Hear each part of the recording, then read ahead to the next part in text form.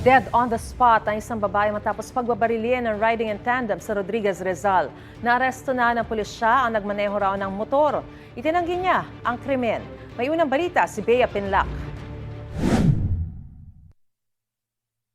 Duguan, nakabulagta sa kalsada at wala ng buhay ang 45 anyos na babaeng ito matapos pagbabarilin ng riding in tandem sa barangay San Isidro, Rodriguez, Rizal.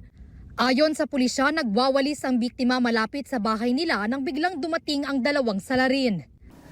Nakamotor at bumabang itong angkas niya at biglang pinaputukan itong ating biktima. Dalawang tama ng balang tinamo ng biktima na naging sanhi ng kanyang pagkamatay. Ang pinag-ugatan umano ng krimen, away sa lupa ng magkapitbahay.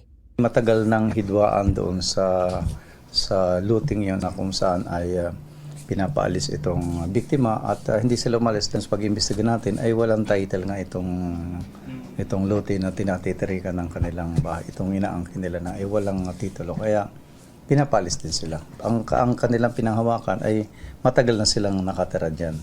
Ilang oras lang ang nakalipas na aresto ng pulisya ang isa sa mga suspect, ang senior citizen na itinuturong nagmaneho ng motor at kasabwat umano ng gunman. Yung rider ay talagang kinilala mismo ng ating witness, yung dalawang anak. Dahil bago ang pangyayari ay ayon sa kanila ay dalawang beses na munang umikot doon sa lugar nila. At yung pangatlo nga na pagbalik doon ay doon na nga nangyari ang pamamaril. Sinubukan namin kuhanin ang panig ng naarestong suspect pero hindi na siya nagbigay ng pahayag. Ayon naman sa pulisya, itinatanggi ng suspect ang paratang. Patuloy na tinutugis ng pulisya ang gunman. Ito ang unang balita. Bea Pinlac para sa GMA Integrated News.